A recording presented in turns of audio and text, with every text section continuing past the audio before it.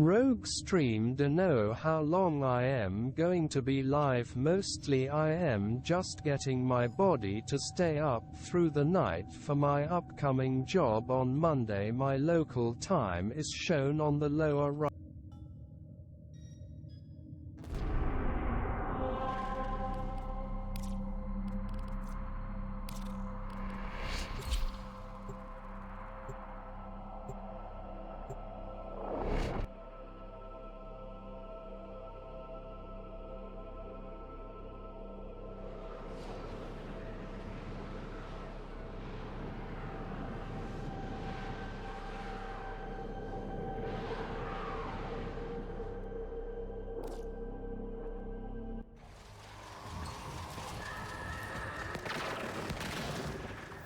Zul's faithful believe they can secure a place in Sacred Tau if they massacre the unbelievers. We have no choice but to break them with force. In blood and glory we ascend. In ecstasy we die. Can you say the same?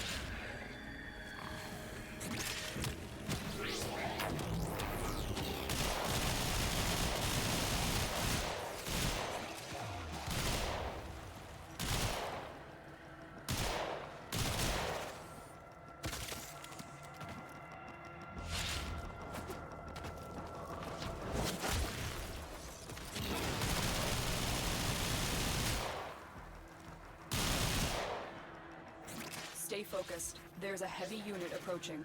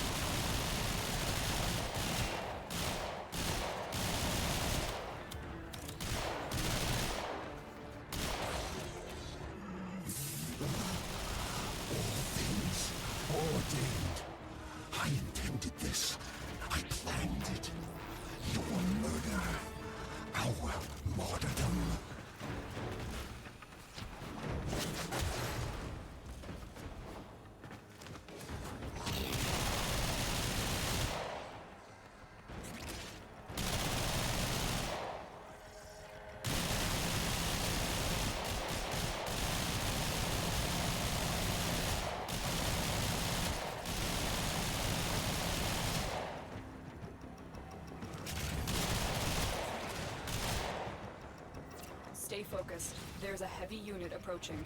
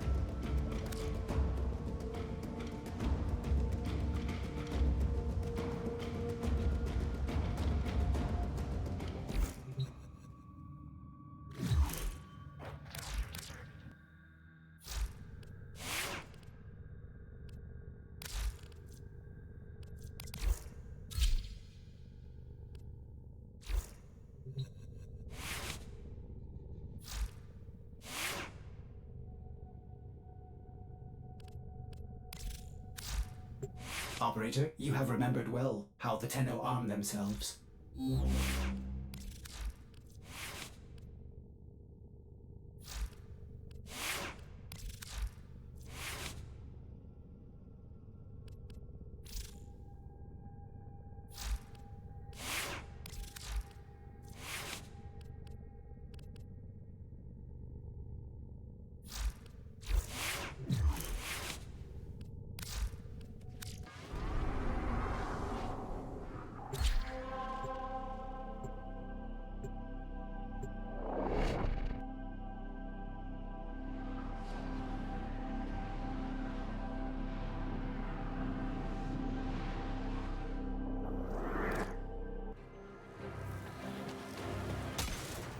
Fazul's faithful believe they can secure a place in Sacred Tau if they massacre the unbelievers. We have no choice but to break them with force. In blood and glory we ascend. In ecstasy we die. Can you say the same?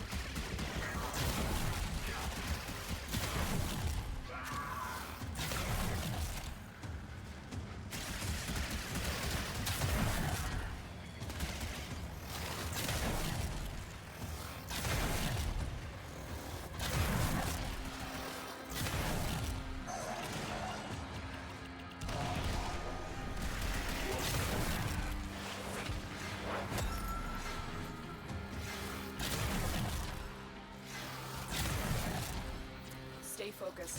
There's a heavy unit approaching.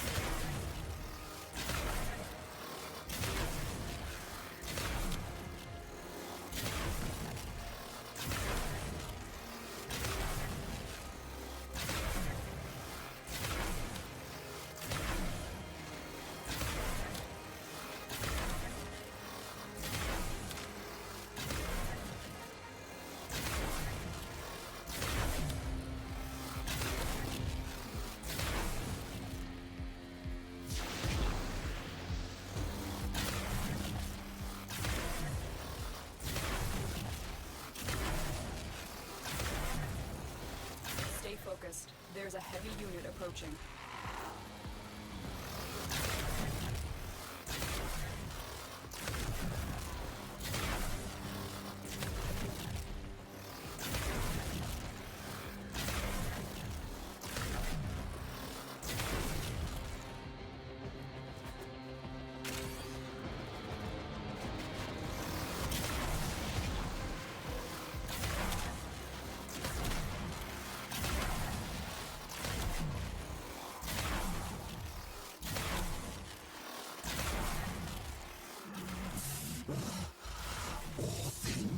Ordained.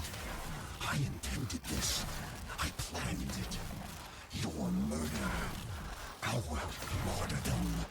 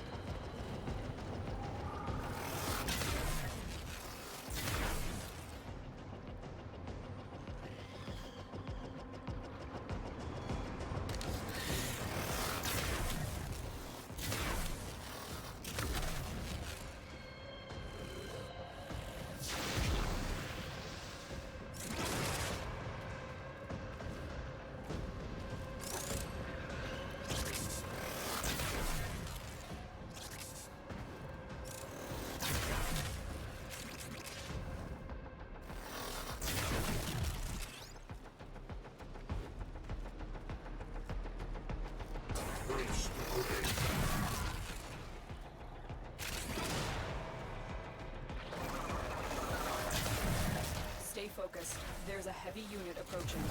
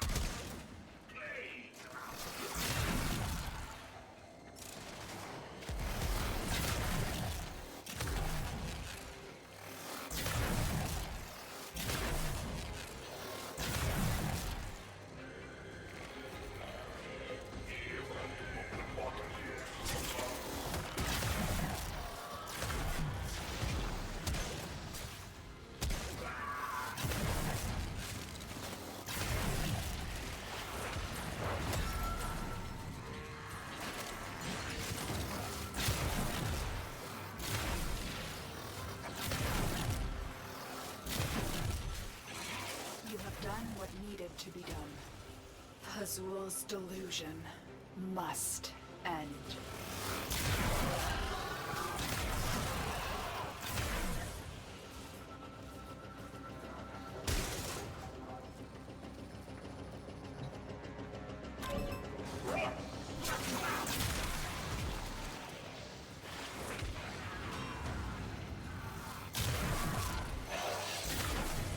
Lurking while working. Adosarito never stop being you.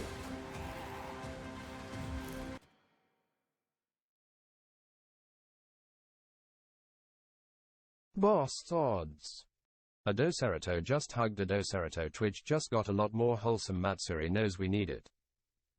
Big ups and shoutouts to Adosarito. Twitch says they were last streaming Apex Legends. Please do give them a follow over at their channel https Twitch TV Adosarito. Salamat sa Sigor. Ben? Hayop ka, Jigglypuff. Nagulat ako, gago. Hello? Hello, Lao. Utang ina, nagulat ako, Jig. Hayop ka, Jig.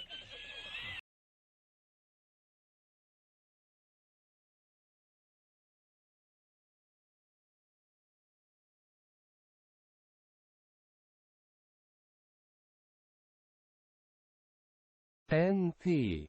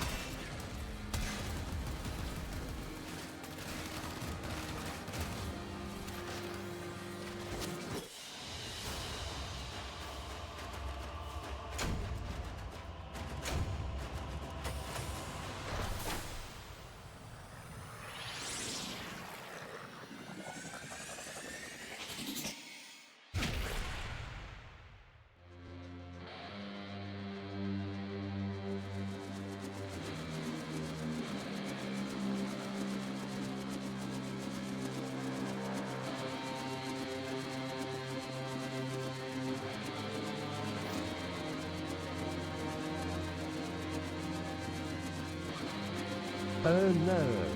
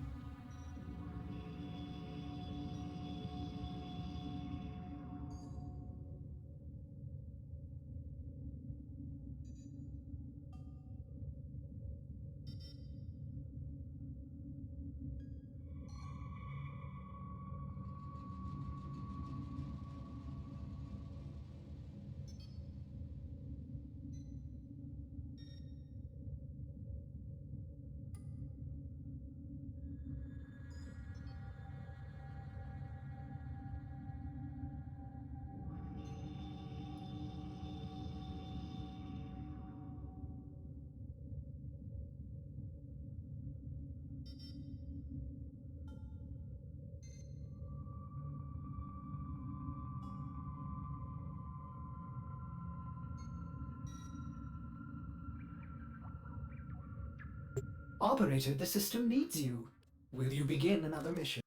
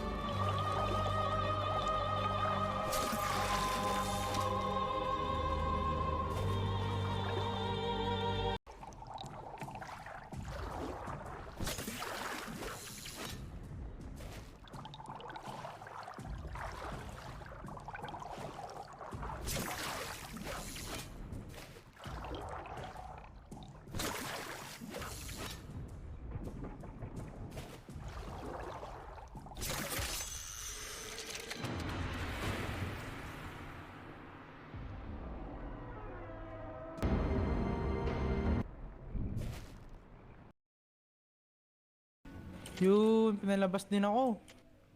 Lo, bakit ngayon nakakalabas ko lang? Armor strip.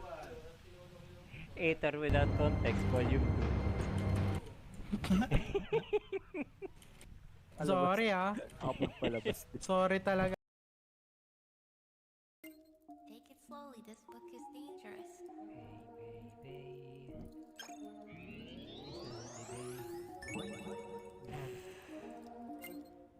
Ready? Knocks and box, fox and socks. Knocks on fox and socks and box. Socks on knocks and knocks and box.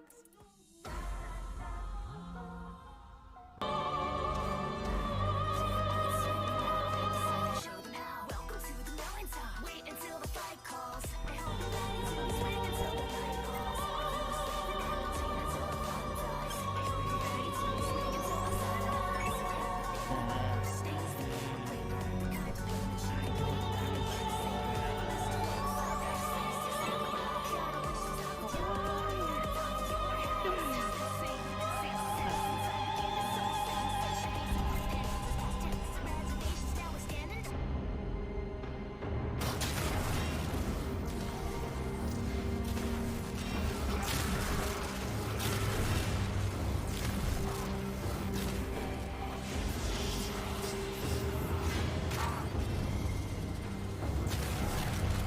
Data complete. Your hard work has just been rewarded.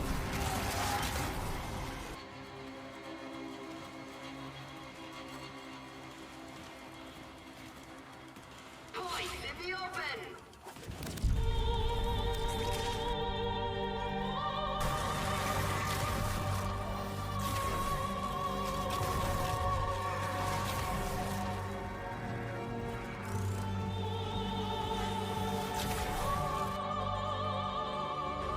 Well, I do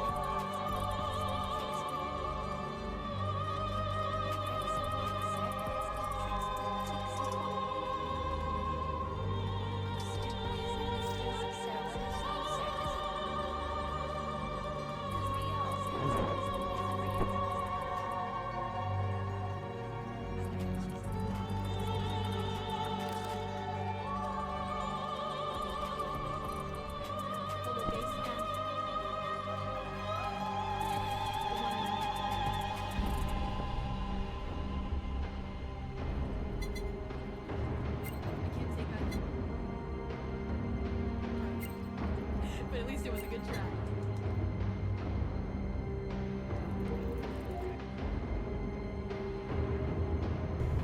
Because here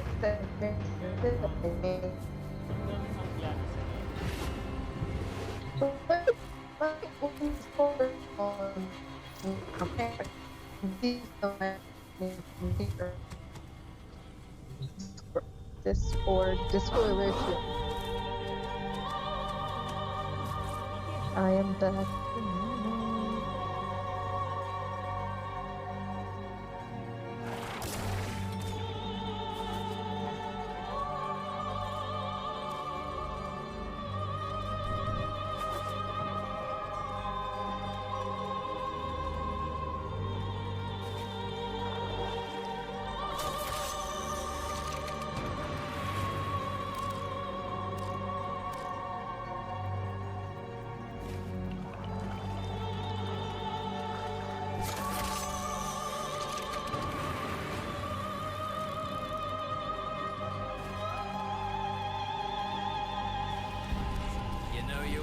This revel's on the level. Bust open that wallet. It's a one-time special.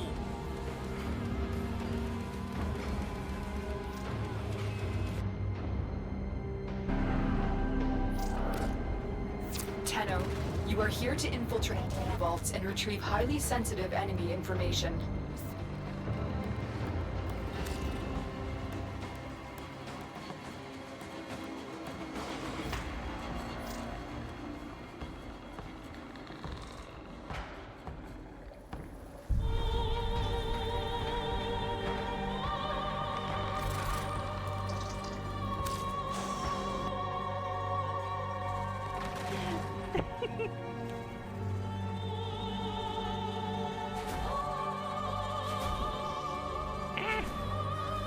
Karma.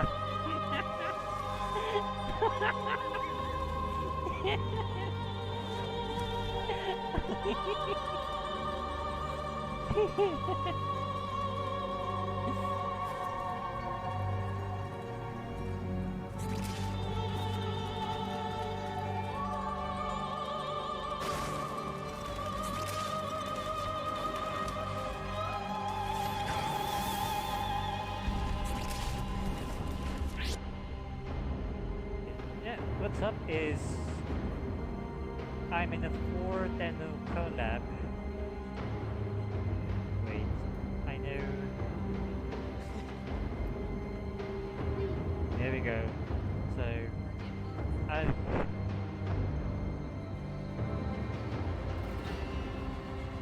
oh wait, I didn't mute Discord, did I? No. Oh no.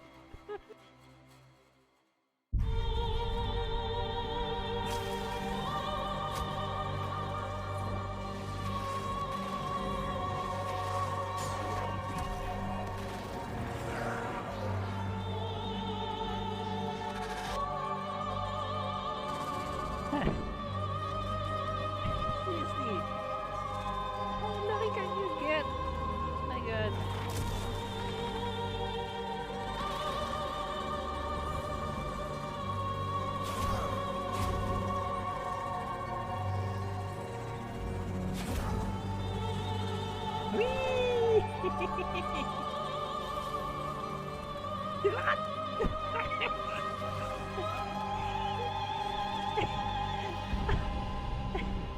What the?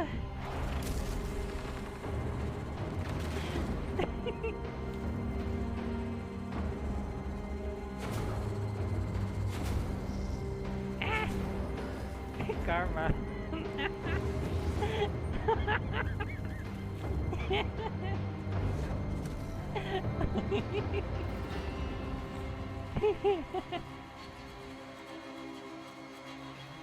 I am so mortified.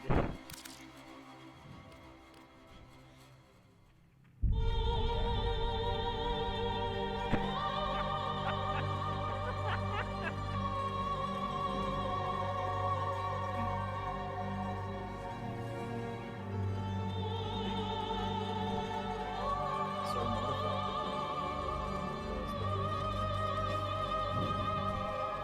Did your parents know? Well, my SNT cooperating, so we LL go watch party instead.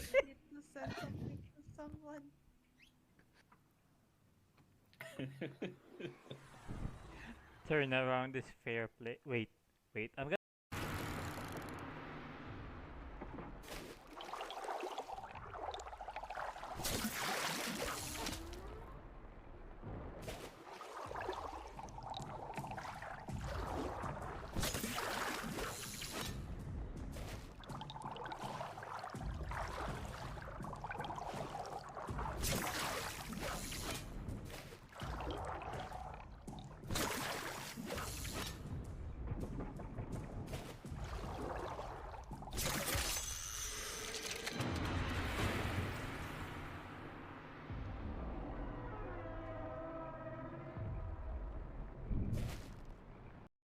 Yun, pinalabas din ako. Lo, nakita nyo, nakakalabas ko lang. Armor strip. Aether without context, volume 2. Sorry ah. Apat palabas din. Sorry talaga. Take it slowly, this book is dangerous.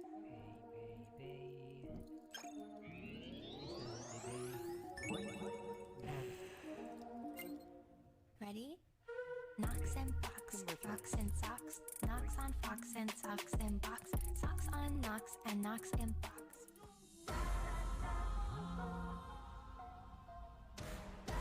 Deadbeats swinging now, grab the scythe and show them how. Welcome to the mountaintop. Wait until the fight calls. I hope you're ready to be swing until the night falls. Are you a slave and entertainer till the fun dies? I hope you're ready to be swing until the sunrise. I don't use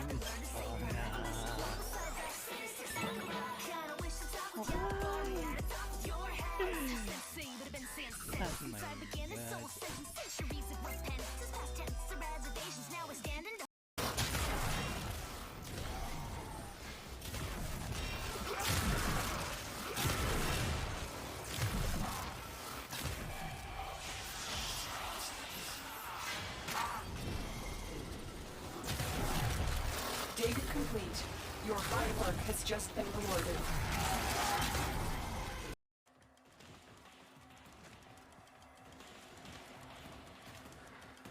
Points in the open!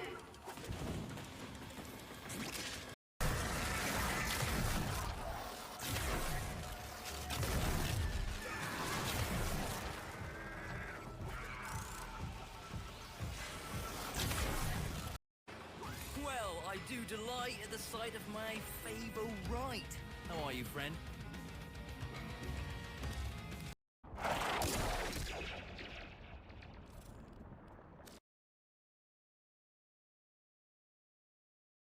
Most amount of Digital Extremes employees that we've had at the actual venue, so that's super special for us as well. And again, truly, we cannot put this event on without you. And it was a lot of anxiety at the beginning of the year, having the conversation of, do we do it virtual again? Do we do it in person? Sheldon, thank you for pushing the physical event through. We were really worried, but Sheldon looked me in the eyes, I think in January, and said, it's in person, there's no other option. And at the time I was so nervous because I knew I would have a lot to juggle, but thank you, Sheldon, and thank you, Tenno, for showing up. I hope to hear all your wonderful stories of your journey here today. All right, we're going to take a little bit of a break, get things set up for the Art of Warframe panel. So thank you so much for coming to see. Sorry? It's art first. That's what I said. Dean's telling us sound. You're the Dean. I don't know if you can hear Dean, but he's yelling at us, and it's making me sad. The Art of Warframe panel. Like I said, 112 slides, baby. If you're into it, strap in. Yeah, and all of our keynote news is at the Tenno Live event. So if you want to hear about cross-save. Reb, you can't say that word. Our servers will go down. I know. Don't do it. That has nothing to do with the servers being down, but you'll get your news tonight, and it will be an honor to tell you what's our plan. Yeah, we got a lot in store. Again, thank you for being here. Here, at home, we love you. Thank you so much. And the Art of Warframe is coming up next. 10 minutes. Art of Warframe.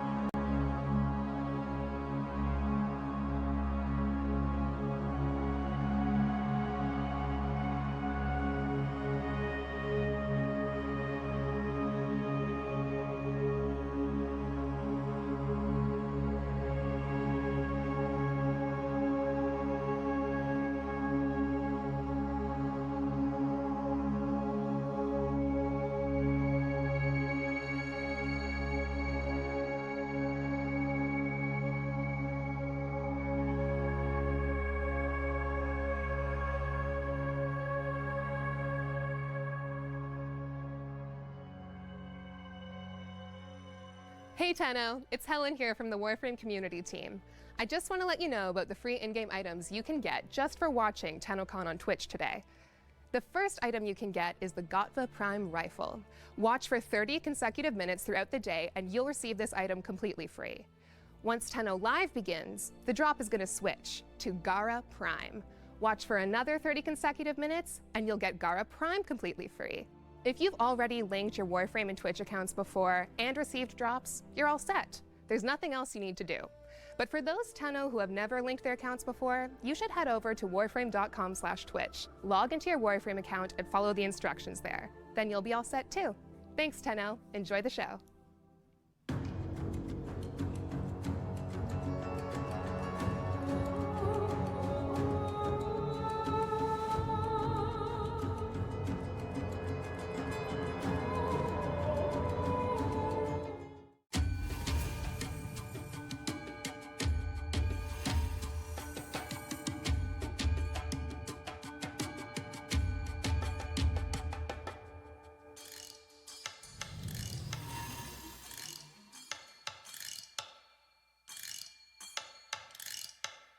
There they are! Tons and tons of buildings and structures. The largest collection of architecture featuring small walls, big walls, huge walls. With their specialty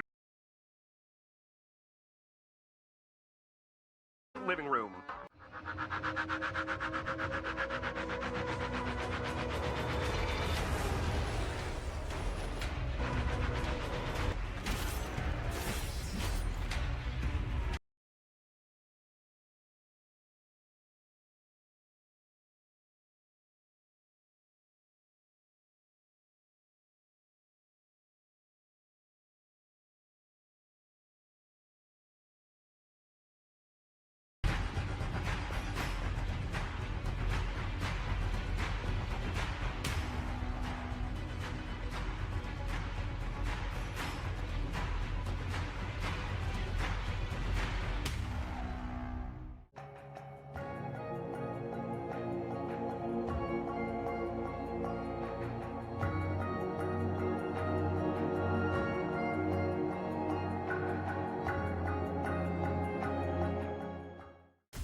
Welcome to Wayfinder, a character-based online role-playing game for you and your friends.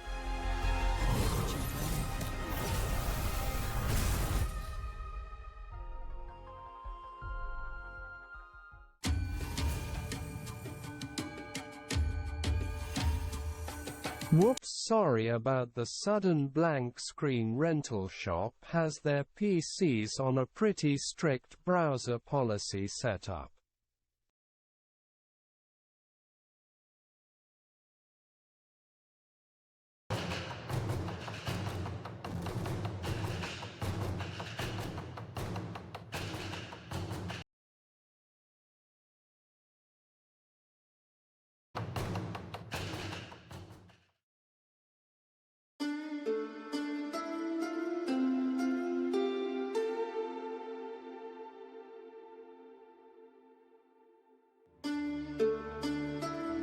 See what I mean?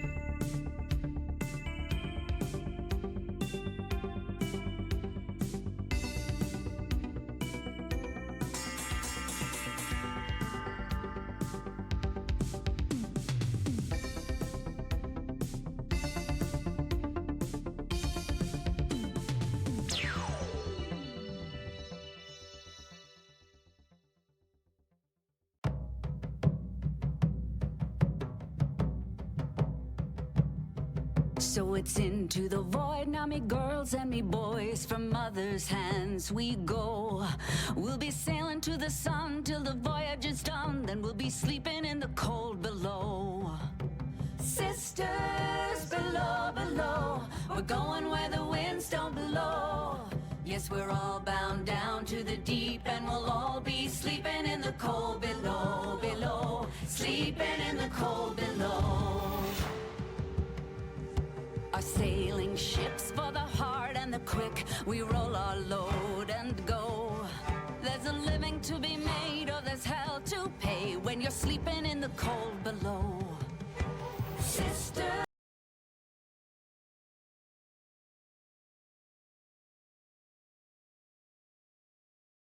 And we'll all be sleeping in the cold below, below, sleeping in the cold below.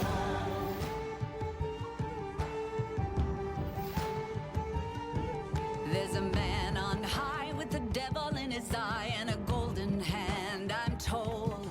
It can hurt you, it can hold you, he can kick you or console you when you're sleeping in the cold below. Sisters below, below, we're going where the winds don't blow. Yes, we're all bound down to the deep, and we'll all be sleeping in the cold below, below, sleeping in the cold below.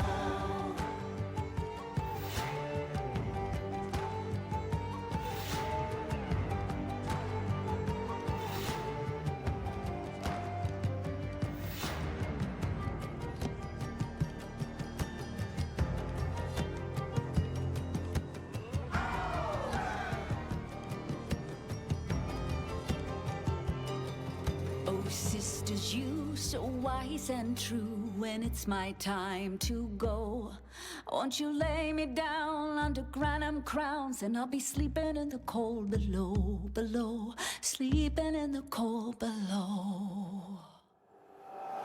Sisters below, below, we're going where the winds don't blow.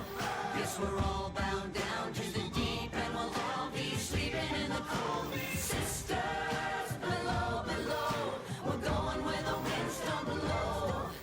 We're all bound down to the deep, and we'll all be sleeping in the cold below, below, sleeping in the cold.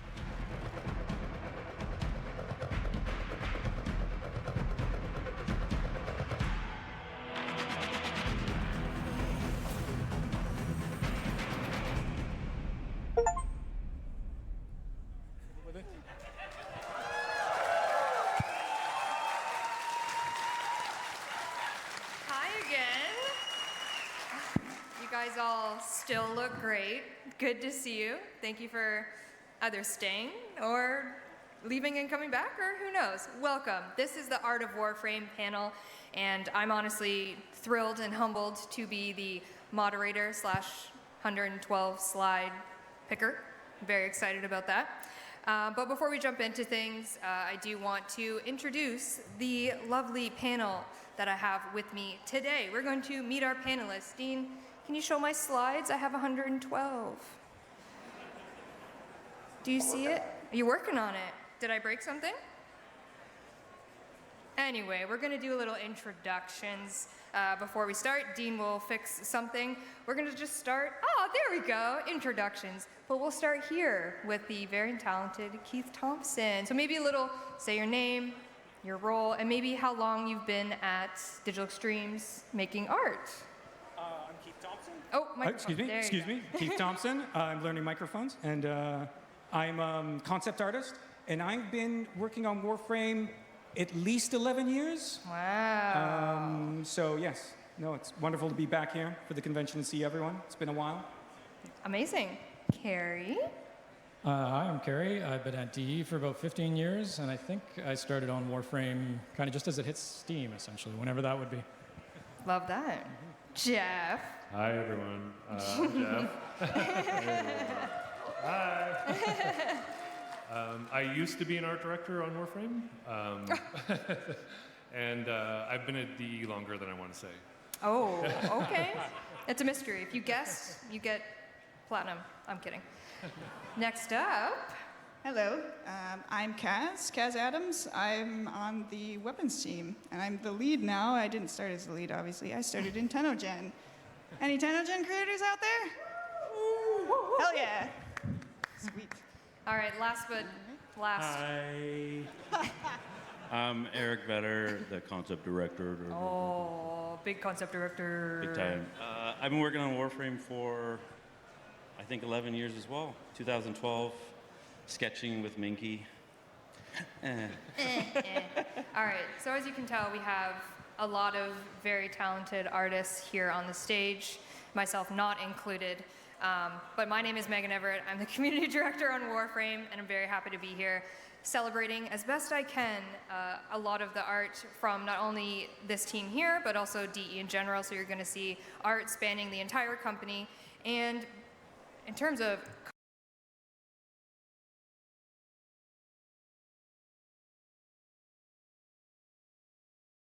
the goal for this panel was, again, to celebrate 10 years of Warframe, 10 years of art, and you can't do that without going to the past and going to the future.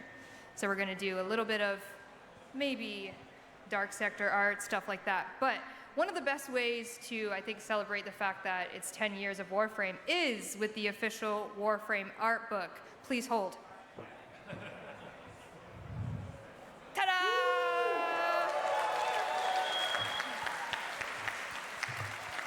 Wow. It is quite dangerous, I'm not gonna lie. That thing is so heavy. 20 pounds, Eric? What is this? Yeah, I think it was 13 pounds. 13 pounds. 13 pounds. Oh my God. People have 440 dogs pages. Smaller. This is an accumulation of 10 years of Digital Extremes art. And it's incredible. If you're here at the venue, we do have a limited amount for sale. If they are sold out, I'm not quite sure. We do have some on our online store for a pre-order. So if you're unable to get it here at the venue, you can go to store.warframe.com, although the servers might be crashed, and you can pre-order yourself this book because it is massive and beautiful. And my arms hurt. Beautiful, breathtaking. It's even bigger in your arms. It's my tiny, tiny arms. But Eric, I know you worked very hard to put this together, and it's kind of been your life for the past couple months. So tell me about kind of developing this book. A little more than a couple months. About a year and a half, I proposed the idea to the greatest guy I know, Jeff Crooks. And he's like, yeah, we got to do this. We got to push it through. So it's been an insane experience, a walk down memory lane, and couldn't be more prouder of it and all the work that we've done. It's actually crazy how much you guys have found, like stuff I forgot existed. And speaking of that, Yeah, there's some great stuff. Yeah, a lot of the art in my 112 slide panel is featured in this art book. So again, if you want to tangibly get your hands on some of this art, it is going to be in the art book. So if you're interested, you can do that. All right. Let's get started, shall we? Ooh. Ooh. Yes. All right. We're going to do a little back in time, Dark Sector. Maybe not everyone here knows what Dark Sector is. Jeff? Carrie? Everyone here? What's Dark Sector? It's not that. That's what we wanted it to be. And then we couldn't get that made. So, but yeah, Man, Dark Sector is the seeds of what Warframe turned into. Like, it was Steve, myself, and Mike Brennan and Minky back in 2003, 2002. Just world building, sci-fi adventure ideas. It was going to be a single player game. And we kind of did just kind of concepts building what were the early Grenier, the early Excalibur suits.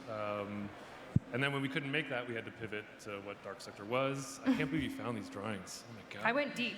I went into the archives. That's crazy. Found some gold. Yeah. So so this was like, I think even I did some of these sketches just with animation posing because we were trying to figure out a style. So we built the prototype of Dark Sector, and Steve went on a journey of rejection for about 4 months. Yes. It was this thing we passionately worked on, and he just kept getting the door slammed in his face that no one wanted to make it, no one wanted to make sci-fi. We heard that over and over again, just rejecting the sci-fi setting of the game, and that's what happened when Minky did the pivot and started exploring what Dark Sector turned into, so we could get it made, which turned out to be a pretty cool piece of identity that we're pretty proud of as well. And actually, the combination of those two visions of Dark Sector really kind of merged to turn into what Warframes are today. That is true. Inspiration. Anyone else on this stage a memory of Dark Sector? I know it was a long time ago. Dust those cobwebs. Carrie. I mean, as an appreciative audience member, yes, but that's about it. Fair enough, fair enough. It was a long time ago. And like you said, a lot of Dark Sector art inspired Warframe. Yeah, so this was Minky, who's brilliant. You know, he was planning the idea. There was an early idea in Dark Sector where the Warframe, or the Dark Sector, the Excalibur suits, could change into different forms. And in a way, this kind of turned into like the proto design for what Warframes would turn into based on these early ideas. Like when we started kind of kicking the idea around to kind of get back to Warframe and build it, Minky went right back to these sketches to kind of start building from. I was a little bit surprised when I saw that there was a version of Excalibur that was actually pretty much Frost all the way back then. Yeah, there's a Frost, and I think even an old Ember design from like back when this that turned into this. Yeah, we've had them cooking in the brain for a while. I love looking at all of those old ones. Yes. Mickey put a bunch of little weird things that he'd written all over them. They're not here, but they're in the art book, so you should check it out. Way to plug the art book. Thank you, Kaz. There's a lot in the art book. Okay, so we've taken a little look at the past, and now we're going to move a little bit forward into the first 5 years of Warframe. Timeline-wise, that's 2013, a little bit of 2012, because we were obviously developing Warframe before 2013 when it launched, into 2018. So we're going to focus on, obviously, the launch of Warframe, as well as some big milestones in Warframe that you may recognize if you were around. So like you were saying, Excalibur art turned into Excalibur, or sorry, Hayden Tenno turned into Excalibur. Here we even have Excalibur Prime. So, I mean, obviously at that time, did you even know kind of the iconicness that was being developed with Excalibur Prime and these kinds of concepts? I wish I could remember. Minky gets full credit for the Prime angle. I remember even when we went back, this was him kicking the can at redesigning Excalibur, again, to be kind of a cross design of the old pure sci-fi take and kind of what was the infestation and Dark Sector. And he kind of wanted to kind of make a more bioorganic suit. And then it was the Founders Pack that we wanted to do something special for Founders, and Minky kind of that. I can't remember. I honestly can't remember if it was Steve or Minky that kind of came up with the idea of the Prime versions of, in the lore, like the Prime versions of what the Warframes were in that design. I remember you guys had this really wonderful animated short with Excalibur, and it fought a jackal on, I'm assuming, a Corpus ship. And I got shown that when I got brought on first. You got shown that? Yeah. Oh, yeah. I'm sorry. That was like our early sci-fi pitch. Yeah, and that was in 2004 when we made that, and what that set did turn into the Corpus, the base for the Corpus set that we used back then. Yeah, so we really went deep into the mine when we kind of dove into making Warframe. And speaking of Keith Thompson, not scaring Keith Thompson away with such art, I believe this one. It was great, really fun. Love it. I believe this is your first, maybe, concept for Warframe? I think this might be the first design I started. I think everything was still up in the air. I think I had the short, and not a lot else, so it was really kind of blue sky. And this is Loki, basically. And it was an initial idea where the Warframes could possibly have sort of a berserk mode, sort of a werewolf mode. So here you got kind of the base Loki with this sort of martial stature. I forgot we were thinking about doing that. Yeah, that's right. We're going to do state changes. And then he kind of, the muscles kind of stretch out, and you get this underlying structure that shows. And of course, Loki basically ended up being a merging of the two. The helmet from the berserk mode, and then the main body. Did you design the glaive on your own? Were you asked to do a glaive, or did you just do that? Well, the glaive pre-existed, right? That's what I'm wondering. If, yeah. Okay. I think Yeah, I'm not sure actually, but it's cool. Maybe someone brought up Krull.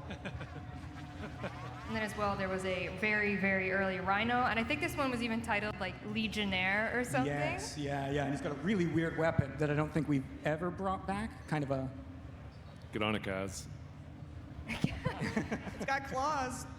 Yeah, Kaz, I'll can we make get that. can we get this weapon? I'm a fan.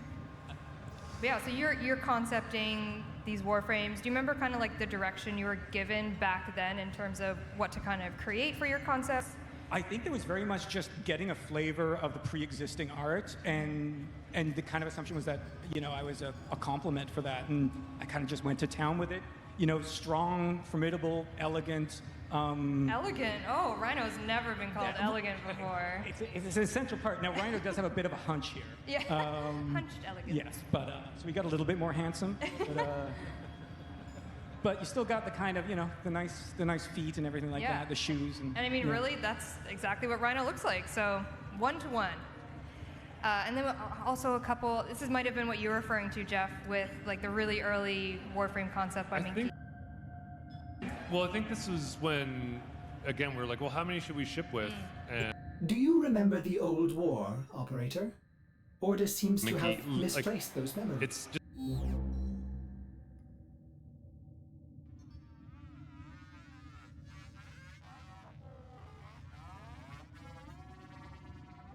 In the old sci-fi setting, so he reused that design, and then yeah, we just kind of, and then like I said, he went back to the Well for Ember, and yeah, this was just like, I think in a couple days he put together this for our starting lineup, and then, yeah, and I think he had some loose design ideas from Scott to kind of build around.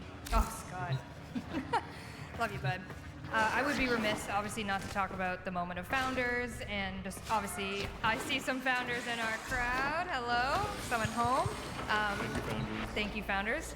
Truly, without you, this would all not be possible, because you kept the studio surviving and thriving. So thank you for that. So 2012 and 2013, open beta, huge time for Warframe. More people are brought onto the team. We're making really cool art. Trying to explain factions, so we're developing some more ideas. We've got Grenier Corpus, Infested as well, trying to tell their story. And then we're fast forward a little bit to Second Dream, which was huge. It was huge, yeah. I think this is the moment, like, oh my god.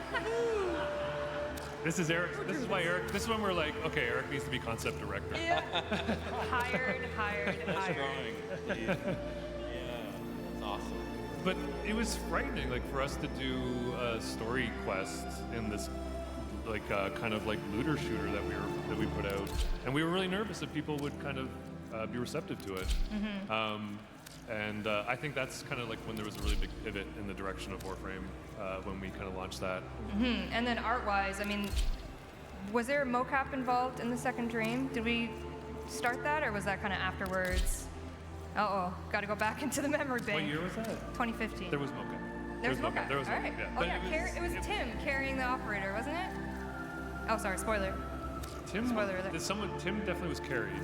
Tim was carried a lot as our operator. I can't remember who did it though, but Tim was carried. Yeah, it was an old mocap system, but it was a lot of, like, credit to the animators, was a lot of keyframe work. Yeah. As well, so. Yeah, really stepped the art game up for that one. Eric, do you want to explain what's happening here, by the way? Explain yourself, Eric. I don't know. I have no idea.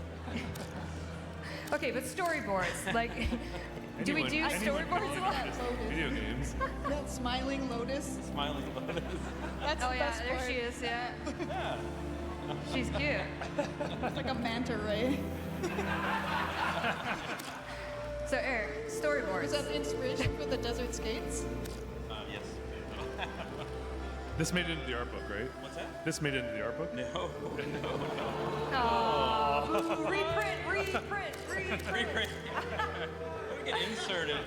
Yeah, your autograph can be the manta ray lotus smiley face. We'll just plug that in there. But speaking of storyboards, Eric. Yes.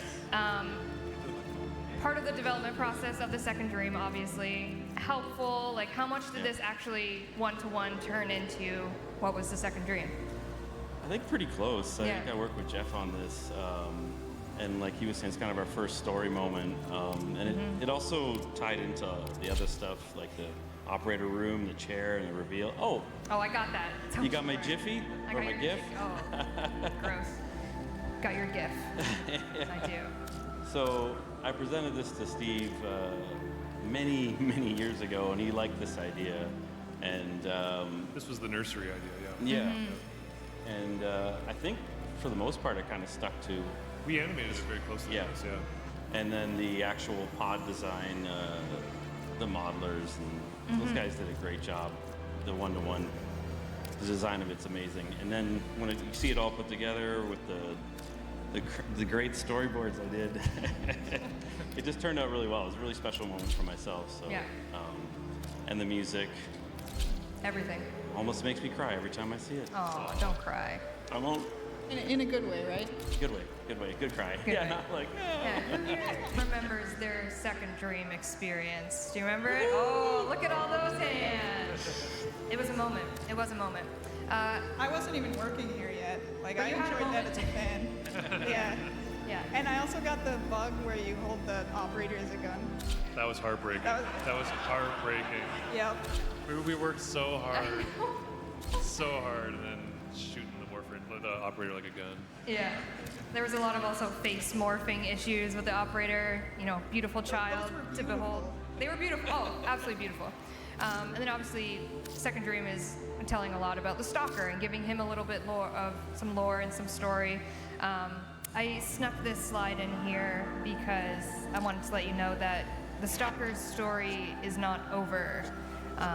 We do have some plans for a little bit of more Stalker lore, perhaps next year. So, Keith, we might have to talk to you about that. oh, I didn't touch Stalker initially. I'm not sure who did. Who did Stalker? It was Mickey. Cool, cool. of course. Anyways, lots of, if you're interested in Stalker, more to come on his story. We're going to fast forward a little bit to 2017, which actually happened in this very room with the Plains of Eidolon reveal at 10 Alive. Pyro was here, Fashion Frame was here. Big moment over there. I remember it. Oops, sorry. Keith, lovely concepts. This is sort of grounded for me. Yeah. Yeah. So this is we got basically the Orokin structures, and we got the Ostron that scavenged them. And I decided, these structures are still looking pretty good, pretty pristine. They're ancient. They're alive, and that's the valuable stuff in them. So the Ostron basically make their living like whalers. Picking apart these ancient structures, which is sort of in keeping with real history in the sense of a lot of the stone gets reappropriated by following civilizations, and in this case, it's got a certain different vibe. And I think for that one, this would be what I would call like an unclench concept. This is a moment where it's like, okay, this is going to be okay. In a meat building sort of way. Yeah. Exactly. It's one of those moments where like I'll define what unclench means for the audience. The unbelievers. I remember we were just kind of trying to get over the hump of figuring out the kind of like what are we going to center around the idea of the Ostrons, and it was like working with Keith, and he just kind of threw this giant boulder into the lake, and it was just too unique not to commit to it. So. And the animation on the blubber, just impeccable. It's always a thrill seeing what they do with these things. Yeah. Who had to do the research on that? I don't want to see any Google search history for the meat wall. Eric, we have a lovely concept by you for This what is we... your redemption. Yeah, here you go, Eric. Redeem yourself from that storyboard. Back to the storyboards, please. Yeah, this was very cool to do. I know I had this idea of throwing balloons in it and like things floating around, and I remember Steve just lost his mind for that. He was like, "We gotta do that." So that's it. It was a good way to convey scale. Mm-hmm. What's that? Really well. It was a good way to convey scale. Yeah. Like me and Kaz. Yeah. You're not that much bigger than me. No, of course not. So obviously from concept to reality, this is obviously what we know the plains looks like currently. It's beautiful. We have many inhabitants of the plains, such as the Norg, many fishies to be had. And then as well, like you were saying, the Ostron scavengers, concepting what they're going to look like. So this is a great piece by Raymond to kind of think about what maybe they're going to be. And then weapons. This was our first foray into modular weapons, Kaz. Lucas was very excited about doing modular stuff. There's a lot of things in the game that are modular that are all due to Lucas, and he just had so much fun like taking stuff from like loose drawings. Like this is pretty early on in the process when we get to see these things and then we have to make something too. Just looking off of Keith's early pieces for some of the planning for Cetus, and Lucas was able to just create all these different new shapes based on just those little bits and pieces, and he's always bringing in a bunch of research from like different world cultures and stuff. So there's some cool shapes in there that are kind of based in history. So it's just really cool. Yeah, it was a really cool time to see not only this, but then obviously when you put them together, they, you know, put the tape around it and you're making a new weapon. So the weapons team, incredible job there on that one. And then we move into Fortuna. Again, another TennoCon experience. We love reveals. We have lovely concept art about Orbalis. And I remember the concept art for Orbalis was very, like Keith, I know you did a lot of Orbalis concept art and obviously taken inspiration from it. Do you remember kind of that time? Yes, there was a lot of really ridiculous out there ideas too. I had they went through these kind of terraforming seasons, and I was kind of throwing that's a whole game we have to make, a whole extra game. Different game. But you had these impressions that still worked and ended up following through. So yeah, it's amazing to see it kind of flesh out and come alive. And obviously we went inside for Solaris and doing their kind of story and thinking about, you know, how are we going to do this inside space with these workers trying to work really hard. And then Keith, like I said, your lovely concept. Absolutely love what you did with it by keeping it under wraps for so long. Yes. It's such a great way to experience a whole people and kind of get that sense that now they trust you. To show you who they really are. Like, and then they have this dignity. Yeah. They're not just this, they're victimized, but they're not just victims. And there's this integrity and pride to them that they have in themselves and what they do. And I think it was really nice to see that kind of civilization come out in a game world. And I think it gives them this really interesting richness and depth. And it doesn't feel like they're just there for the player. It feels like they're kind of living on their own together, and then slowly you gain their trust, and they welcome you in. Yeah, you're helping them, they're helping you. It's a beautiful story. Not a beautiful story is getting attacked by spiders, but every open world needs to have enemies. Does anyone... And we didn't pick it up at the one in the lake, really. We haven't. Yeah, exactly. Yeah. No, so we had spiders. Sorry if you have a fear of spiders. I remember we had to have a content warning of like, there's spiders in this game. I'm so sorry.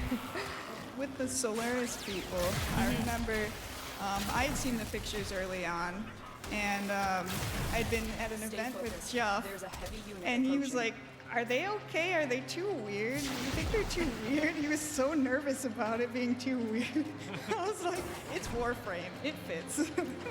Yeah, it's the amazing thing about working with Keith as well is like you kind of give him a nugget, like a seed, an idea. We gave him kind of the culture idea we were aiming for, and then he comes back and there's heads and cavities, and we're just like, okay, yeah. That's but like you were saying, it worked so well systemically in the game as part of the standing system, and it being something you have to earn. I thought it was incredible. Yeah, it all worked out.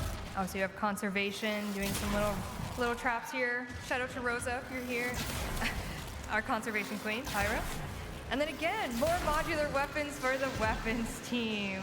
Kaz, was there like we were able to use obviously a lot of maybe what we learned with Zaz using kick guns, or was it like different worlds? Oh, it was very similar. Yeah. On the like making side of things, you just create kind of like sockets kind of thing, and you can just plug different things into those parts.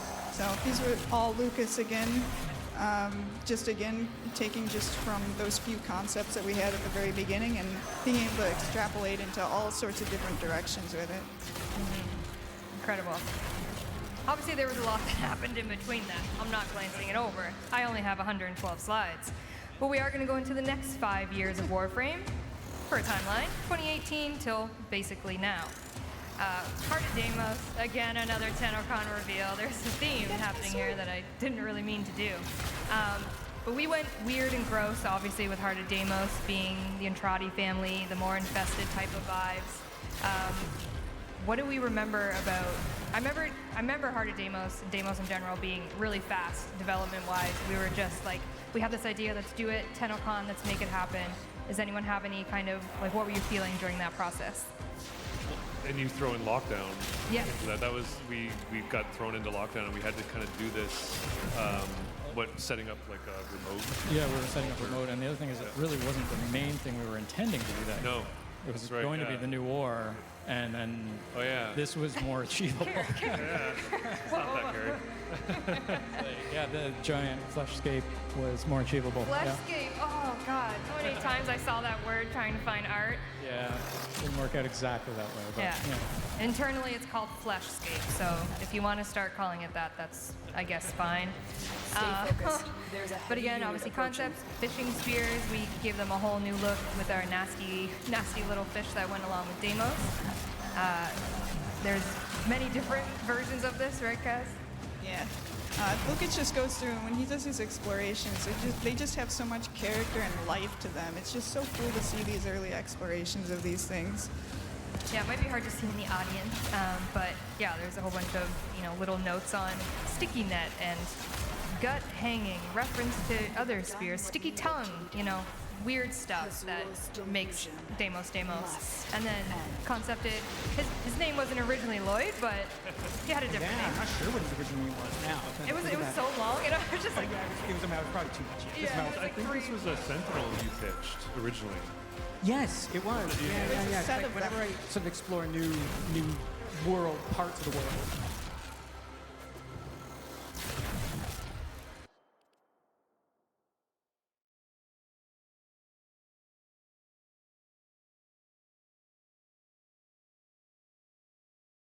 kind of group, I started to explore the motif of a skull. And you got to be so careful with that, because yes, skulls are fun, but they're everywhere and they always have a feel. Yep. So I really trying to get with this with these sort of really almost prehistoric ancient burials. So we're not going gothic, we're not going kind of catacombs, we're not going with that kind of feel. Sort of try and push it back even older, where they're a little bit more suppressed, a little bit more hidden. And this turned into like the seed of like the Entrati kind of aesthetic as well. Yeah. Like we kind of built around this.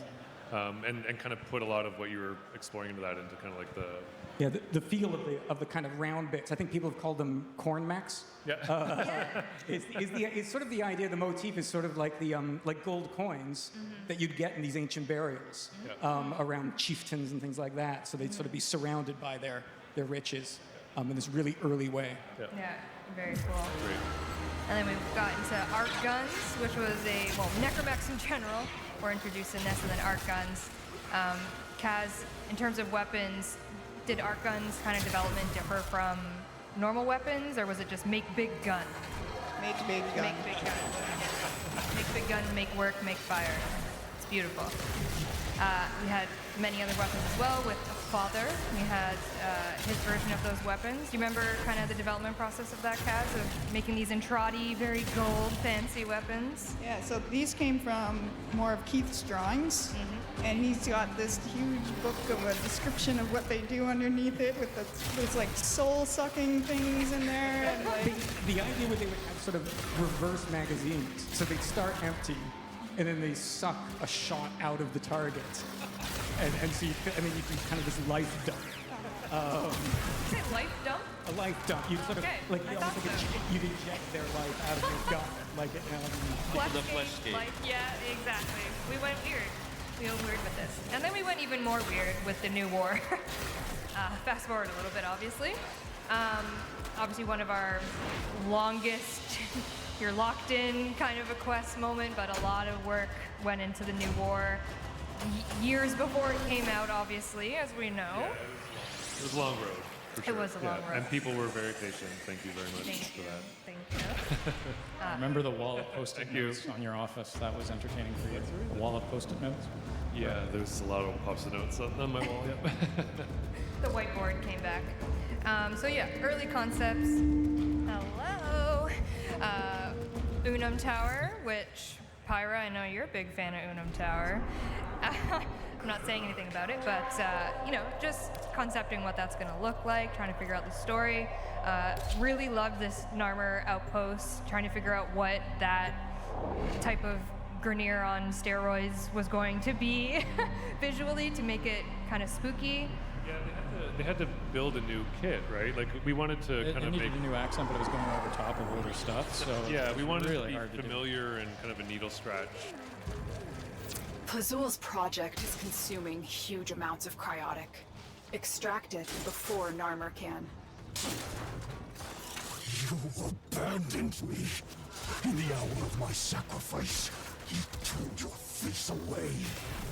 And so, there is no place for you in the eternal fields of Tau.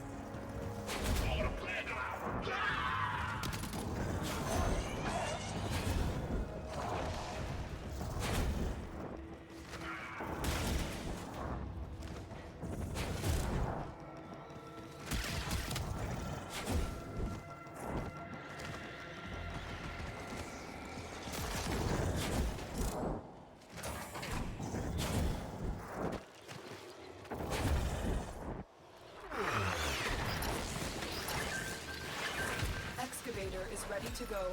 Keep it powered and protected from enemy fire.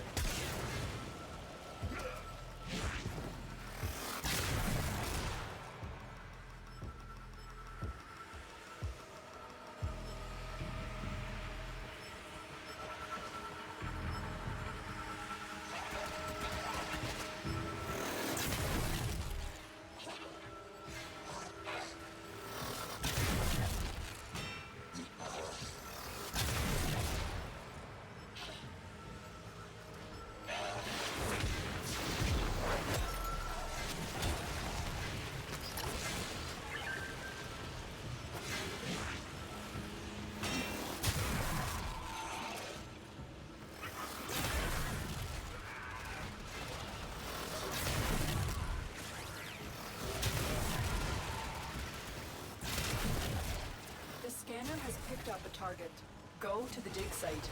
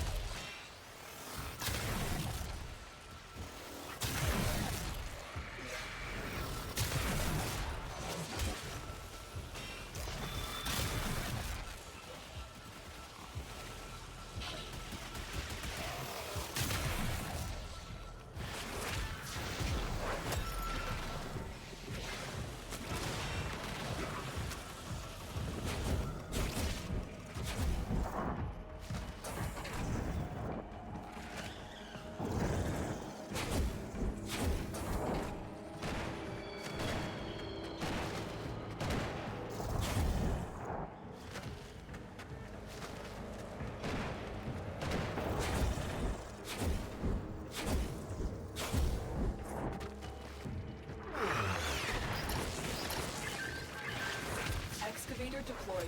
Protect the unit while it extracts the artifact. An artifact has been located. Maimewe just joined Rathuam with audience members. They come to this Maimewe place Vui when quiet they down warning. know they are not pure. Behold the Tenno, come to scavenge and desecrate this sacred realm. Defined art direction for the weapons on this. Well, maybe they're just security weapons or something. It's a big ship with sci-fi Someone bring people out the on food and it, drink XX security Shinzo. stuff. It's And just then Red joined came in the in cartel. with an idea that they were Big ups and ceremonial shout outs to weapons that they're Maimewe taking Twitch says to they were last the streaming art. new Please do star give them a follow system, over at their channel and, that they https come Twitch from- TV Maimewe.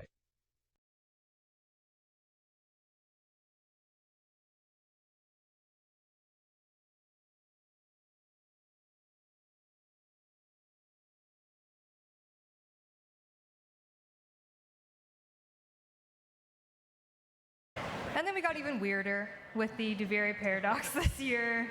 Took a real left turn, went eternalism. Maimewe got timed out for And minutes. a little Dominus. This was, I believe, a concept for like a Dominus arena kind of vibe. But where was your head at when you were thinking of Duviri? I think originally these were going to be in the gases of Jupiter. Yeah, They were, that's so right. it's very kind of dreamlike, suspended in a. I think the horizon was going to curve vertically, like a crescent moon. Sorry about So you're really that. going to feel removed from the outside world and kind of stuck in this massive sea of gas, of this kind of broiling gas. And then he's got his own private, imaginative kingdom that he's building.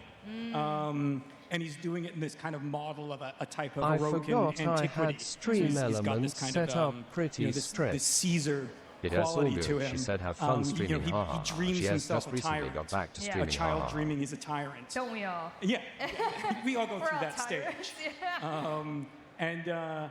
And so he runs. If you end up in his world, Big then you're ups and just shout another outs to plaything, Retwitch except says they were last you're streaming real. Valorant. Please do give them a And follow over at their very channel echoes to https this Twitch day what TV. Duviri Paradox is Thank you essentially for the his shout play out. world. So incredible concept. And then obviously thinking of what Duviri was actually going to look like was a huge endeavor, not only visually, but it's just a massive, massive world. Is it our biggest open world? Not in square footage, I don't think, but OBS. hopefully in density of Lol. experience.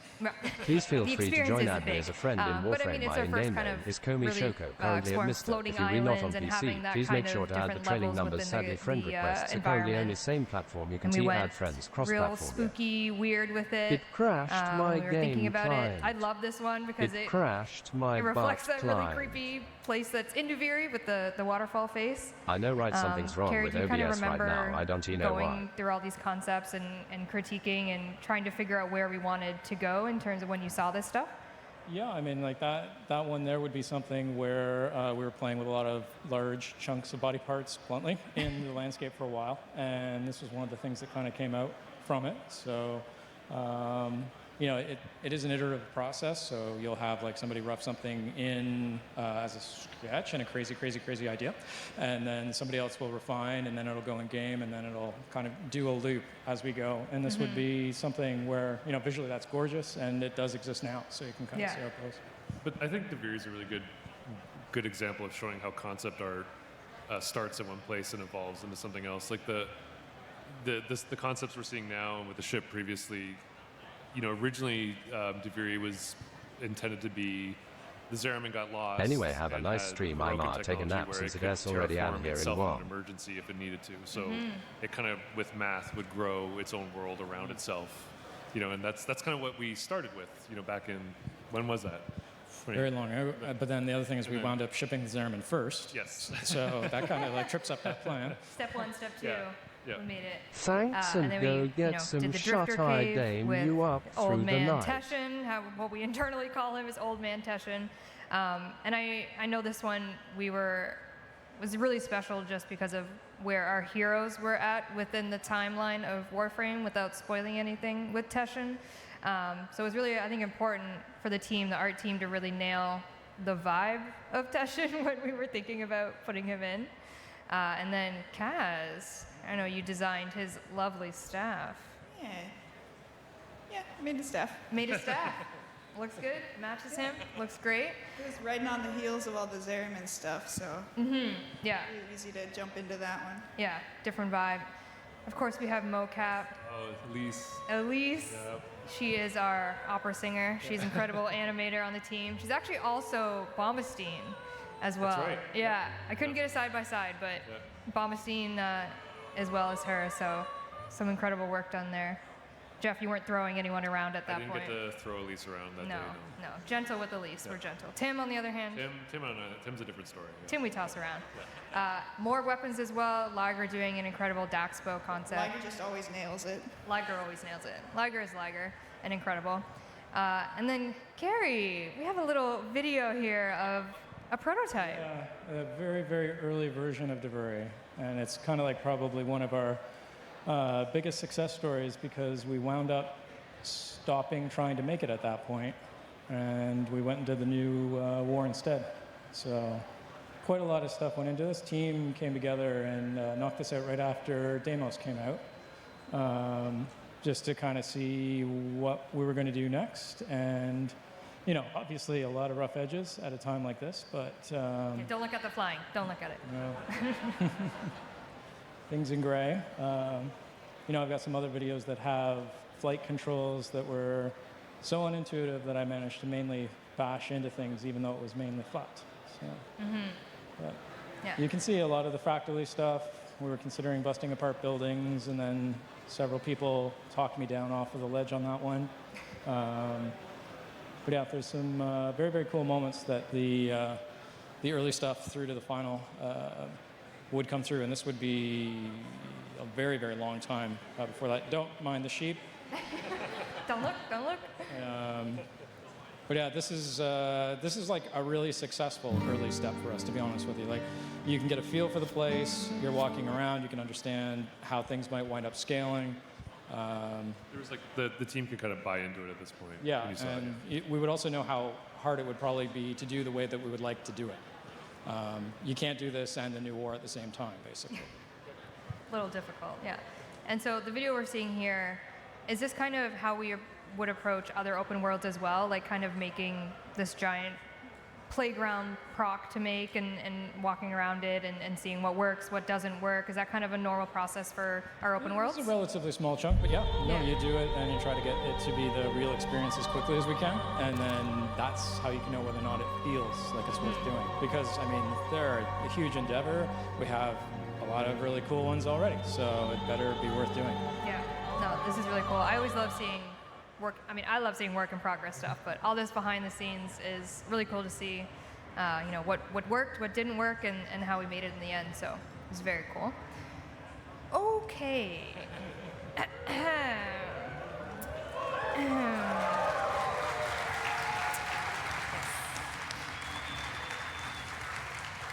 All right.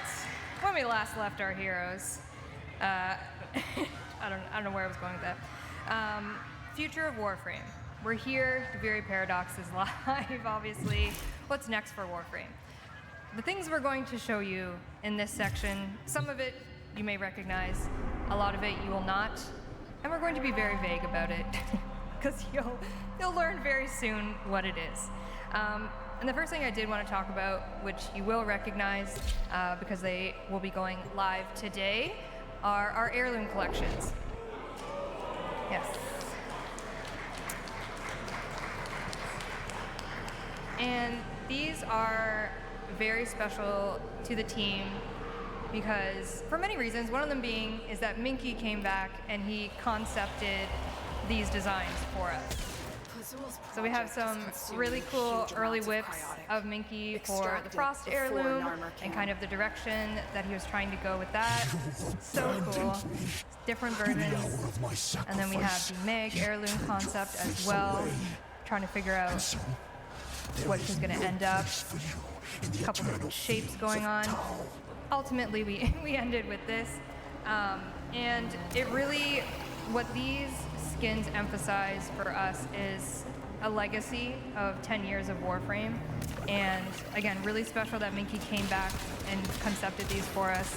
And one of the things that I want to note here involving in this collection is a brand new attachment. So if you'll notice on the top of their heads, you know, Frost has his little spikies, Meg has her little squiggles. Sorry, Minky, that was a terrible description of your art.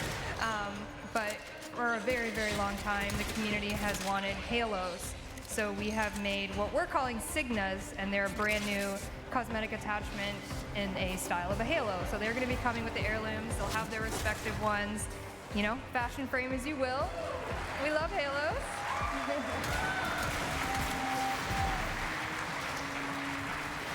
And these are going live today at 2 p.m. Yes, I know they did leak, but they are going to be live at 2 p.m. You can check out everything the pack contains and all of that, and really celebrate 10 years of Warframe. They are going to be, you know what, I'm going to save that for 10 Alive. Anyways, moving on. Another new thing coming, not coming today at 2 p.m. We're doing another Warframe. Sorry. We're doing another Warframe, of course. We're all about numbers, 10 years of Warframe, 30 years of DE. 54th Warframe. This is Dagov. And this is, of course, Keith Thompson art. You got that motif of the headless coming back again. Yes. Ever since I was little, you gotta play being the headless horseman and things like that. So we've got, Dagat here, who also has a distinctive executioner's sort of bearded axe, which possibly is connected with why he looks that way. I guess we'll find out. Well, actually, someone in a different game stole that axe. I'm looking at Soulframe. They stole the axe from us. That's not true. I said you're not going to use this axe. Okay. She is going to have a different weapon. First, a beautiful in-game look at what she's looking like right now as we continue developing her. Shout out to, obviously, Keith for the concept, model, Mike, beautiful job. And yeah, she's giving very headless horseman vibes. I don't know if you can see the horse, maybe attachments, inspiration on her. We'll talk about her more later on. But like I said, she will be coming with a blade and whip concept. It's been a while since we've done a nasty blade and whip. So Nikita, fantastic job of matching it to her spooky style. And this is just a little in-game render of what that will look like. Love, love, love.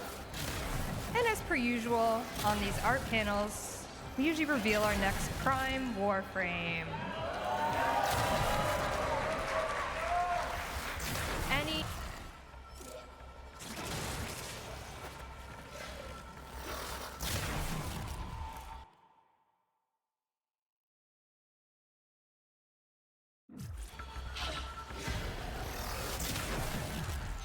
Our next shiny boy in the family of primes.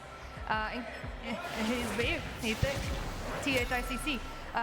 Carrie, I know in terms of art direction, you can kind of see a little bit of boar in his helmet. Can you tell me about kind of that choice to go a little animalistic and maybe some other options we had, or just love it? I mean, when you've got a giant stomach that winds up essentially eating everything, you know, it's kind of a natural thing to play off of. And Marco ran with things and did amazing with that. Yeah, incredible. Love the boar look. But of course, with every prime as an accessory. And if we know Grendel's got the Sumba primes, so he's going to be, or sorry, he's got the Sumba, now he's going to have the Sumba prime sign Dana, so we'll be able to fashion frame, of course. And then Gonna have like little floating feathers that fall out of it too that are kind of ephemeral little glowing things that come out. like he's eating a chicken or something. Just the feathers are just flying behind him. And as well, his prime, his prime weapon will be the Zylock Prime, if you are a Zylock enjoyer. And as well, wouldn't be without a melee. And actually, Keith, I think you concepted this melee. It is the Masseter, yeah. I remember looking at that concept and being in love with it, because, and I mean this with love, it reminds me of like those potatoes on a stick that you get at the fair, and I was like, that looks incredible. I think I might have cribbed it. It's a part of an engine. It's yeah. So I'm not sure at what scale. I might have taken it from a ship engine. But again, they've got the wonderful animation, you know, where they all. I love that ambient spin. It is a very satisfying weapon to hit someone with all the spinning blades. And I do want to correct my typo, Andrew. I'm sorry, your last name is YU, not WU. I'm very sorry about that. You can talk to me later. I'm sorry. Also, what we reveal in these art panels, deluxe skins. Who here wants a Sevagoth deluxe skin? I do. Yes. It's giving fish. It's giving aquatic. It's very spooky. Liger, again, kicking it out of the park. Liger. Amazing. Built different. Yeah, the amount of thought that goes in is just awesome to watch. The whole process is fantastic. They're always ready to, take feedback and make it perfect, and they are a perfectionist in their own way. And of course, Shadow, Sevagoth Shadow will have its own little deluxe form, as you saw, so it's just a little zoom in on that, if you will. But what's one deluxe skin when you can have two? Your Rally deluxe skin will be coming as well. A little more, again, we have an aquatic theme happening, although she is a little water girl herself. So a very, I think it's a jellyfish inspired? I'm trying to project that as a dog. Yeah. Love that for her. Marilina, of course, will be deluxe alongside that. Can't do that without. I love this. Yeah. It is gross but cute. Love it. All right, it's time for the part of the panel where we give you things with no context. Ready? Ready to be vague? You guys are nervous, aren't you? That's okay. There's a new cat. A new Kavat, perhaps? Proceed to the dig site. I don't know. Just a new cat. Aesthetic earlier in the panel. Gold coins. Is it your cat? Is it someone else's cat? Time will tell. Also, a new Necromech may be coming. I smell a theme. There's a theme with these. Yes, a theme with these. And another thing I'm very excited to show is a new weapon and a new grip type altogether. We ran out of guns to make, so we decided to make books. A grimoire will be coming to Warframe at some point. Again, the vibes, they're similar. They are very similar. This is the in-game model of it. I don't know. It gave me an excuse to make a skull on a book, so I took it. Yep, there you go. Love a little hand. And that's it. That is the Art of Warframe panel. We're not even going to look at that slide. Don't even look at it. Don't look at it.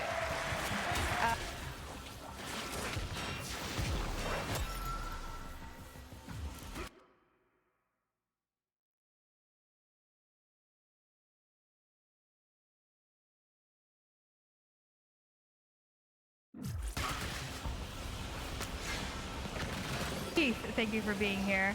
Any parting words? Any words of wisdom? Thank you all. 10 more years. 10 more years. Okay, perfect. Thanks, you guys. Next up is the sounds of the system panel. So if you want to have your ears tickled, just hang tight, because they're coming. Thank you.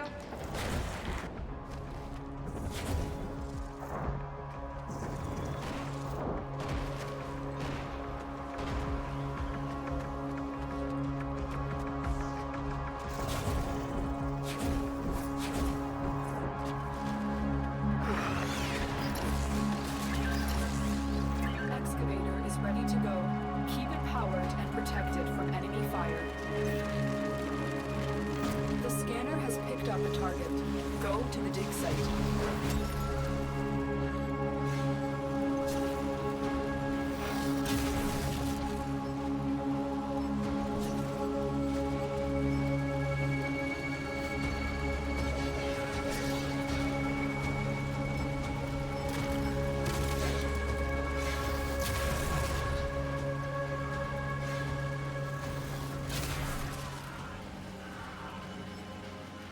Hey Tenno, it's Helen here from the Warframe community team. I just want to let you know about the free in-game items you can get just for watching TennoCon on Twitch today. The first item you can get is the Gotva Prime Rifle. Watch for 30 consecutive minutes throughout the day and you'll receive this item completely free.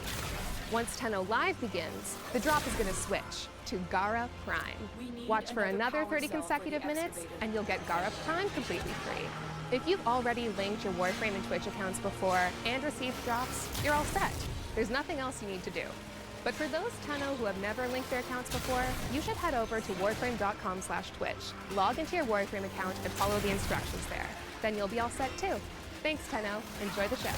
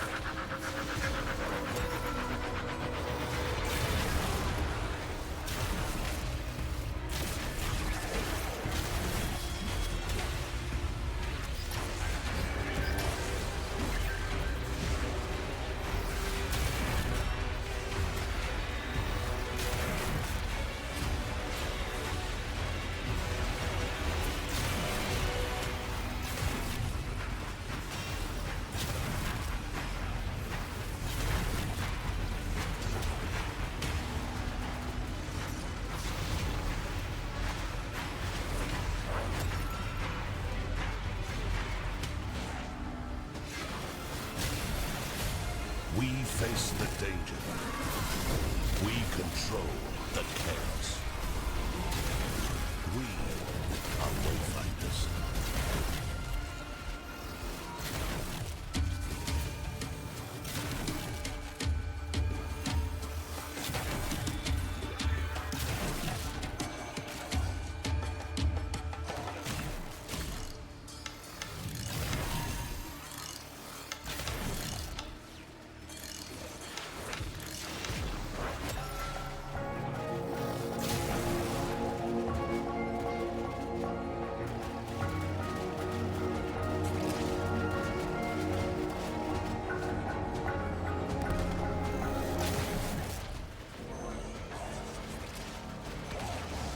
At any time, in any place, when you least expect it.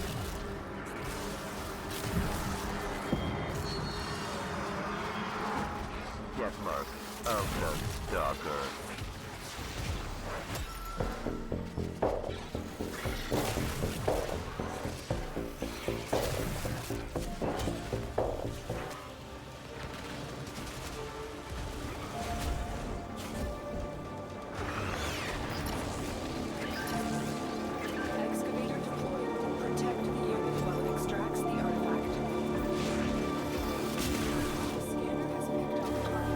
Go to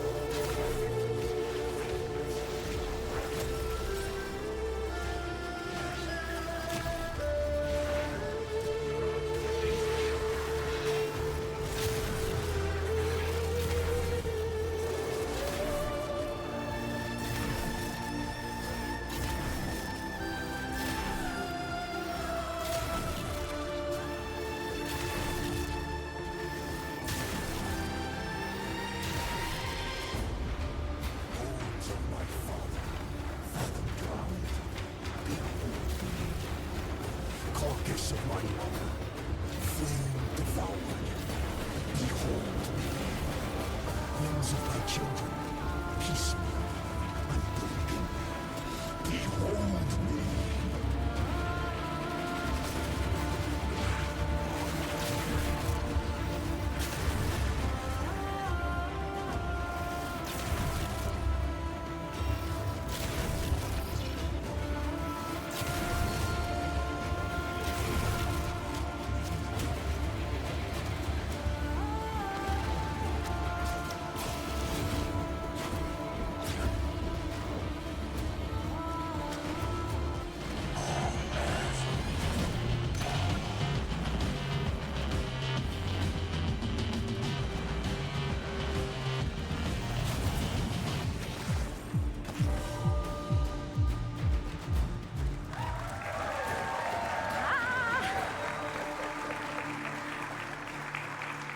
Hello everyone! Welcome to the TennoCon 2023 Sounds of the System panel over here on the main stage at TennoCon. We are going to take a little bit of a look back at the 10 years of Warframe and what it has sounded like.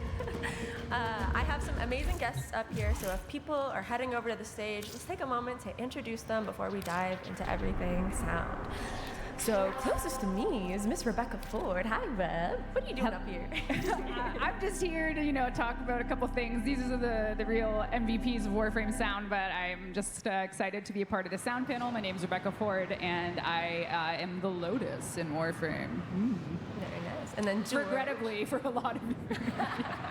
And hi, I'm George Spanos. I'm the audio director at Digital Extremes, and yeah, I've been working on this little game for, I guess, 10 years now with these fine Actually, people. 11 for you, George. Sorry. Hi, I'm Jeff Hartling, senior sound designer at Digital Extremes. I've been here 13 years now, and it's just been an amazing journey to grow with Warframe, and I'm looking forward to the future. Amazing. Hey everybody, my name is Eric Preston, lead sound designer on Warframe.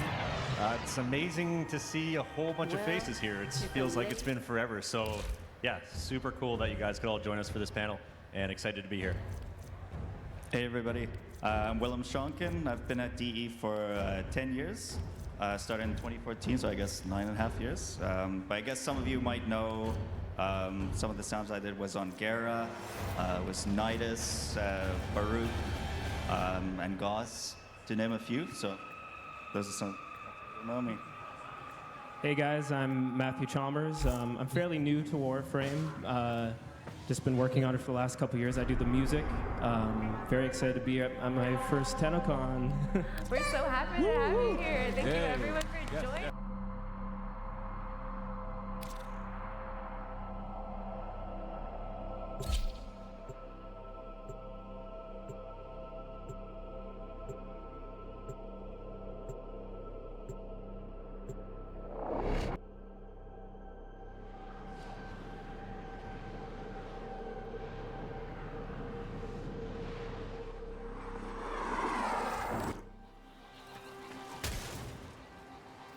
Plazul's project is consuming huge amounts of cryotic.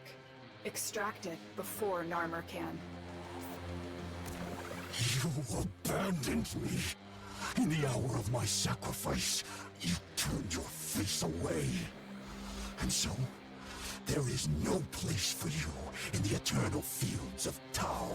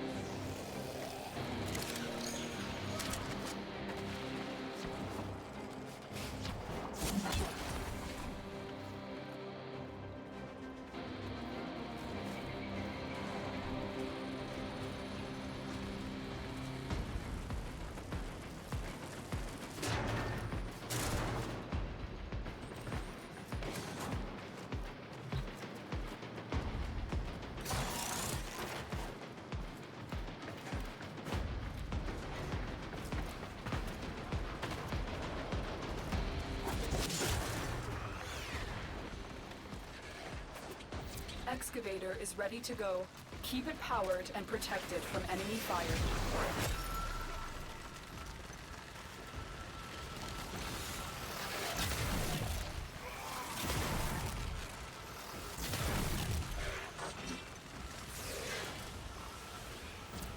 excavator has lost power.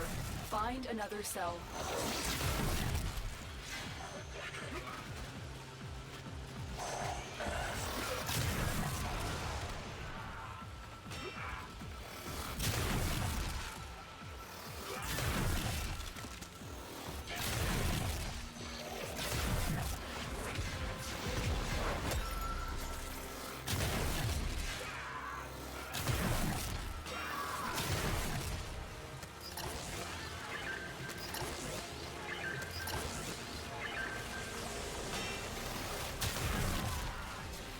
An artifact has been located.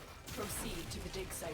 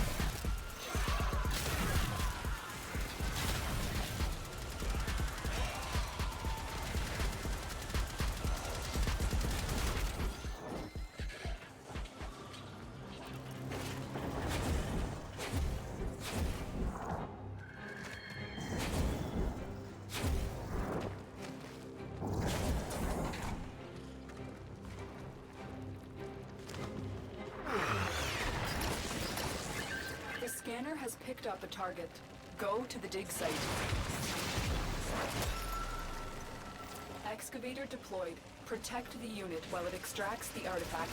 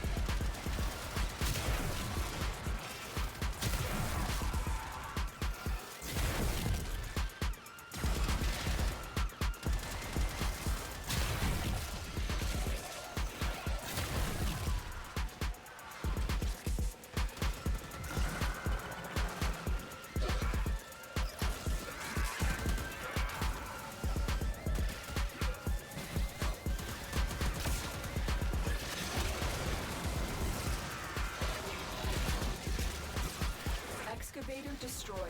Protect the remaining dig sites.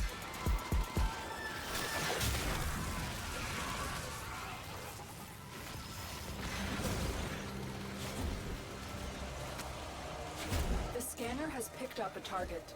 Go to the dig site. Excavator deployed. Protect the unit while it extracts the artifact.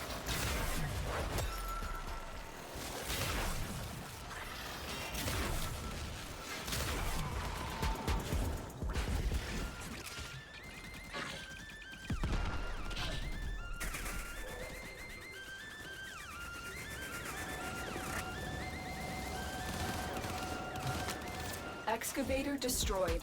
Protect the remaining dig sites.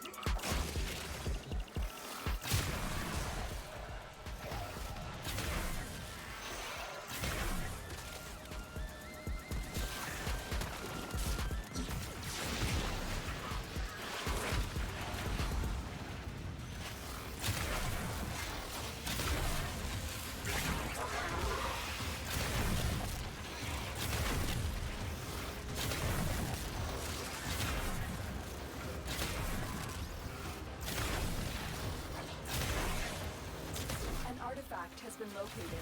Proceed to the dig site. Excavator is ready to go. Keep it powered and protected from enemy fire. Excavator destroyed. Protect the remaining dig sites.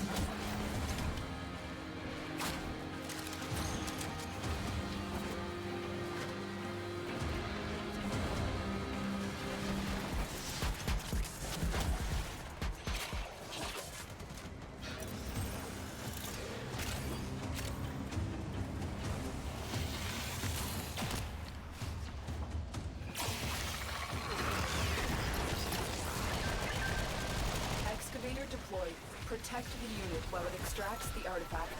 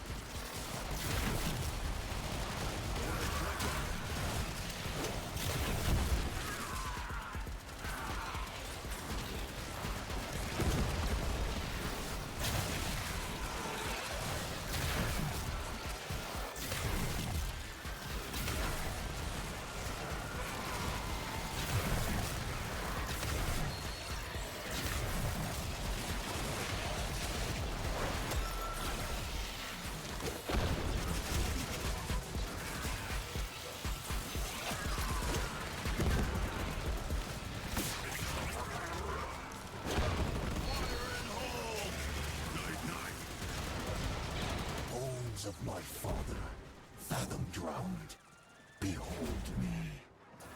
Carcass of my mother, flame devoured, behold me.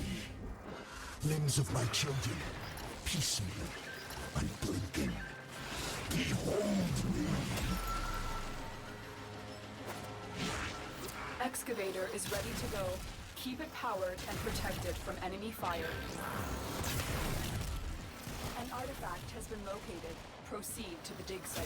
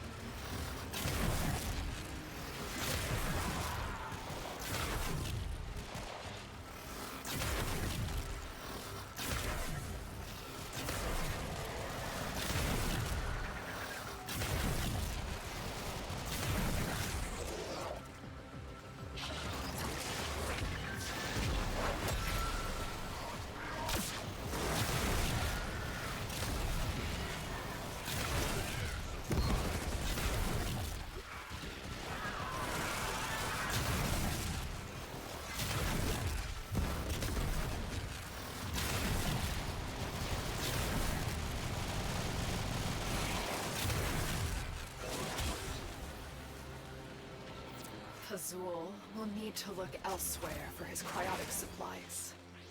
Good work.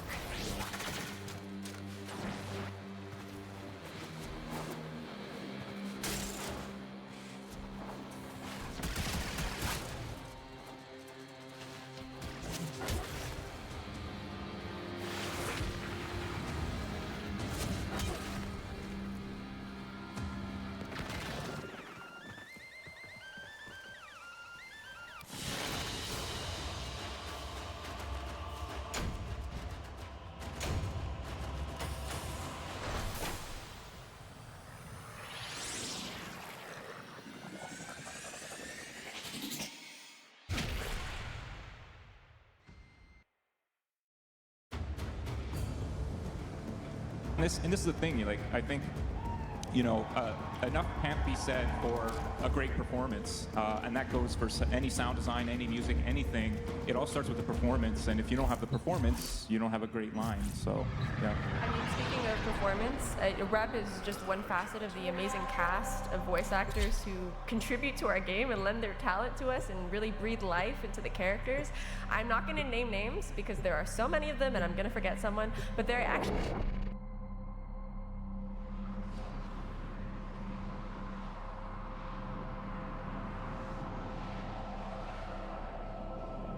It's not only, voice actors who contribute to the game's sound. We have musicians, and we also have composers. Matt, you want to tell us a little bit about your story with Warframe? Yeah, sure. Well, I've been working with Keith Power for about 8 years now. I was telling the guys backstage that my dad taught him way back, like years ago, and Keith and George were doing sound for. What was it? I think it was a Canadian coffee place that's